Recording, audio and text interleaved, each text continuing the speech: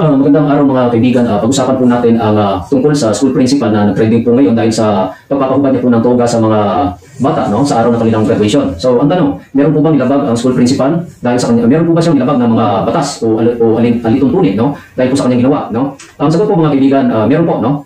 At dahil doon, no, maaari po siyang reklamo, no, ng mga mag-aaral, mga magulang at ng maging ng mga guro, no. At pwede po siyang masampahan ng kaso, tatlong klase. Una, yung administrative case. Pangalawa, yun pong civil case. Pangatlo, yun pong criminal case, no? Punta po tayo sa administrative case, no? Sa administrative case, pwede po siya ireklamo, no, ng mga mag-aaral, mga magulang at maging ng mga guro, no, ng mga sumusunod na reklamo, no? Pagpapabaya sa kanyang trabaho o gross neglect of duty, no? Gross neglect of duty, grave misconduct, inefficiency and incompetence in the performance of official duties, conduct prejudicial to the best interest of the service, no? Ito, lahat yan ay nasa Revised Rules on Administrative Case 2017 ng Civil Service Commission, no?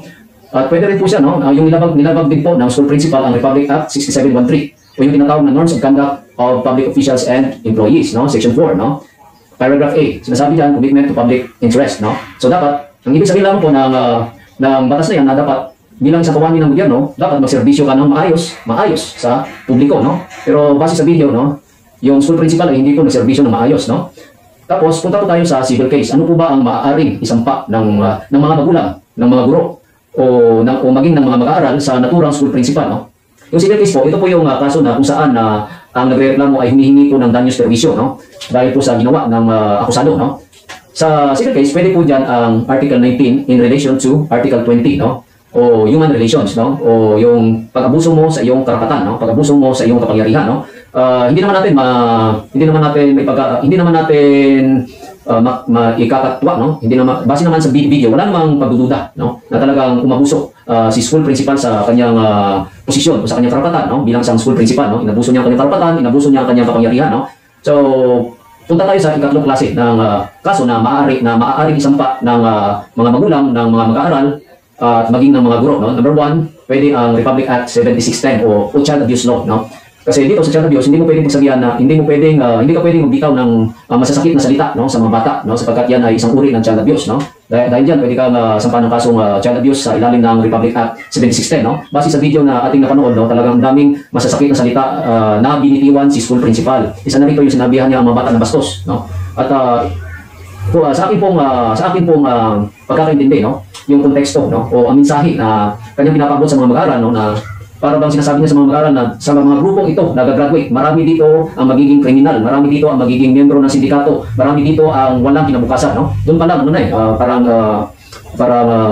inaabuso mo na, pinasasabihan mo na ng hindi maganda ang mga kabataan, no? Parang ibinababa mo na, no, ang kanilang halaga bilang isang bata, bilang isang mag-aaral, no? So, mantakin niyo, kung 100 kabataan ang magrereklamo, no, yung mga gagraduate, no, o nandoon sa graduation, kung 100 sila, si school principal ay haharap sa kasong child abuse, 100 counts, no? 100 beses na kasong child abuse ang kanyang kakaharapin, no? Mantakin niyo. Tapos, pasok din si school principal sa usurpation of legislative powers, no? O yung tawag yung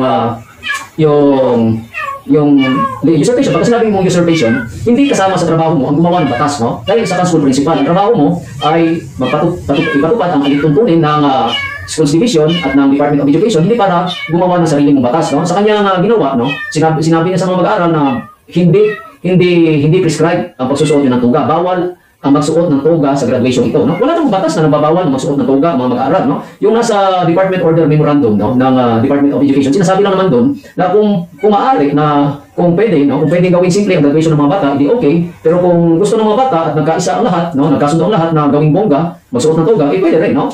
Yun ang pagkakamali ng school principal. Talagang tahasan niya sinabi na bawal magsuot ng toga. Wala namang batas na nagbabawal na magsuot ng toga sa graduation. So pwede siya sa Article 239, usurpation of legislative powers, kasi parang gumagawa siya ng sarili niyang batas. Kongreso lamang po ang otorisado ang gumawa ng batas. At saka pinagsabihan niya ang mga bata na ipapadampot sa mga pulis, no, kung hindi nila huhubarin ang kanilang toga, no.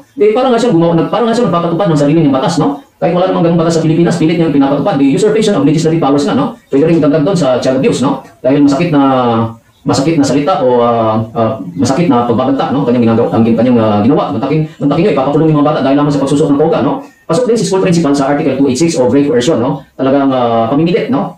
Sa grave coercion, ang kaso ito, yung pinipilit mo ang isang tao na gawin ang isang bagay na labag sa kanyang kalooban, no. So kung merong 100 kabataan, no, na magsampa ng kaso kay school principal, di madadagdag ito sa kaso ni school principal, no? Ang 100 counts of grave coercion sa ilalim ng Article 286, no? So meron na siyang 100 counts of child abuse, no? Meron pa siyang ano sabihin natin, meron pa siyang isang usurpation of legislative function, meron pa siyang civil case, no? Magbabayad pa siya ng damages permission, no? Sabihin natin kung 100 mga magulang magreklamo at 100 mga mag-aaral magreklamo, di bawat mag-aaral at bawat mga magulang, no? Pati na rin mga guro na nandun, no? Talagang babayaran niya yun isa-isa, no? So kung bawat isa hihingi ng 200,000, ako, mauubos ang kanyang pera, no? Tapos, pwede rin sapahan ng school principal ng grave coercion, no? Sa ilalim ng Article 287. So kung merong 100 o higit pa na mga mag-aaral, mga magulang at maging mga guro na magsasampa ng grave coercion laban sa school principal na ito, talagang haharap siya sa kasong 100 counts, no? More or less na grave coercion, no? So ganun po karaming paglabag ang nagawa, no, ng school principal na yun sa aking palagay, base na rin po sa aking pananaliksik, no. So ganun po karaming batas ang kanyang nilabag, no. Base po sa aking pananaliksik, no. Kaya i-konsulta niyo po sa mga abogado, yun po ay mga tamang kaso na maaari pong isampa sa school principal na nag-viral, no, sa noong Abril 15, no, sa taong kasalukuyan, no, dahil doon sa kanyang pagpapahubad ng toga sa mga kabataang gagraduate sana, no. So may iba tayo, no. Ito hindi na wala na kaugnayan sa batas, no. Pero ito na lang sa ugali ng school principal na yun, no. Sa tingin ko, ang school principal na yun ay tamad, no? Bakit kamo? Hindi siya nakipag-meeting sa mga master teacher, sa mga advisors, maging sa mga opisyalis ng Parents Teachers Association o PTA, no? Kasi hindi niya alam kung ano ang mangyayari sa graduation, no? Para siyang para siyang pupunta lang sa school, no? Pupunta lang sa school, tapos gusto niya, no? Tatanggap lang yata siya ng sweldo, no? Pero teacher ang magpapatakbo sa school, parang gusto niya tanggap lang siya ng pera. Parang ganun, hindi po ako nagkakamali, parang katabaing baboy, no? Na nandun lang sa loob ng kural, walang ginagawa, no? Sa aking palagay, no? Kung hindi po ako nagkakamali, no? Tapos wala. Tapos pangalawa, hindi niya alam ang kanyang pinagsasabi. Salita siya ng salita, no? Na hindi naman nakabase sa batas, no? Sa katunayan nga, yung pinagsasabi niya, hindi niyo po makikita sa panuntunan ng Department of Education o anumang ahensya ng gobyerno, no? Tapos, ang panghuli, no? Nagdududa po ako sa qualification ng school principal na ito, no? Ang tanong, nakapag-exam po ba ito ng pumasa po ba ito ng school principal exam? Meron po ba itong master's degree? Meron po ba itong doctorate degree? Meron po ba itong mga seminar, no? Mula sa mga kilalang institusyon, no? Yung mga institusyon na ISO certified, no? Nakapag-training ba ito? Nagtatrabaho ba ito ng maayos? Hinahanapan ba ito ng performance kada taon? May isinusumite ba itong mga reports? Parang wala eh. Sa akin pong palagay, no? Kasi parang wala siyang hinahabol ng oras, no? Base sa video na aking napanood, no? Parang hawak niya ang oras eh. Parang wala siyang oras na hinahabol, no? Mabuti pa yung mga bata eh. Ang bata, parang alinasa, no? Dahil parang gusto na nilang umpisa ng graduation para matapos na, makauwi na sila at makapaghanda, no? At makapagsalo-salo, parang gano'n, no? Pero ang school principal wala eh. Imbis na graduation ang nangyari, paninirmon, no? Pagyalibang, no? Pagbabanta, yun po ang nangyari, no? Kaya sana, no? Ma-actionan po ng maayos ang nag-trending na ito. Hindi lamang basta nag-trending, kundi dapat actionan po ito para huwag na pong maulit at gawin pong example ng school principal na ito para hindi po pagdudahan ang qualification, ang kalidad ng mga guro na nasa Department of Education, no? Para siguraduhin, walang palakasan system, walang kamag-anak system kasi yung Department of Education exempted yan sa nepotism eh. Ibig sabihin, pwede ang magkakamag-anak. Sana alisin na yan, no? Sana merong mambabatas na magpasa ng batas na ipabawal na yung kamag-anak system sa mga guro, no? Kasi hindi na yan practical sa ngayong panahon dahil sobrang dami na ng mga professional teachers, no? Sayang naman yung mga talentado, no? O may mga talento, magagaling pero hindi makapasok dahil walang kamag-anak, no? Kaya sana alisin na yun, no? Sa akin po palagay, no? Upang maisa katuparan ang nasusulat sa saligang batas na makapagbigay ng di kalidad na edukasyon ng Department of Education, no? Kasi kung ganung klaseng pangyayari, no? Wala tayong makikitang di kalidad na edukasyon kung ganung klase, no? Ganung klaseng pamumuno, no? Mayroon tayo, no? Sa base sa video, no? Na aking napanood, no? Kung ganung klase na school principal sa aking palagay, no? Talaga wala po tayong maibibigay ng di kalidad na edukasyon, no? Hindi po tayo makakapagserbisyo ng maayos, no? Sa publiko, no? Parang lalabas po yan na siya po ang may-ari ng gobyerno o parang lalabas po yan na pag-aari niya ang pamahalaan, parang kaharian niya ang eskwelahan, no? Parang wala siyang sinusunod na mas nakakataas pa sa kanya. So baka iisipin ng iba na yung nakakataas sa kanya ay ang Schools Division Superintendent, Regional Director. Hindi po, yung nakakataas po sa kanya, yun po ang publiko. Kasi sinabi po ng Supreme Court, Korte Suprema na public office is a public trust. Government employees is a public servant, no? Ang mga empleyado ng gobyerno, yan ang nagsiservisyo sa mga tao, yan ang alipin ng mga tao, no?